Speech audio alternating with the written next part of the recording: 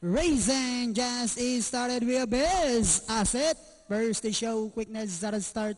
Show master is on the outside. Wind and Glory in the middle portion. Sugar Free on the outside. Good Humor. While Green Lane is the early trailer by about 8 lengths of the leader. And going along for the first turn, we have best asset by about half length. Moving up on the outside, Wind and Glory. Good Humor comes next. Showmaster, Sugar Free. While Green Lane still racing in less half mile distance. They traveled. We have Wind and Glory now takes command. Best asset is down on the inside second. Good Humor is racing in third. Sugar Free, Showmaster. While Green Lane still racing in less. And at the far turn, we have entry number 1, Wind and Glory. Best asset is running by the rail. And in third comes Good Humor. Moving up now at the outside is Sugar Free. Showmaster comes next while Green Lane is still racing in less. And they are now entering the home stretch.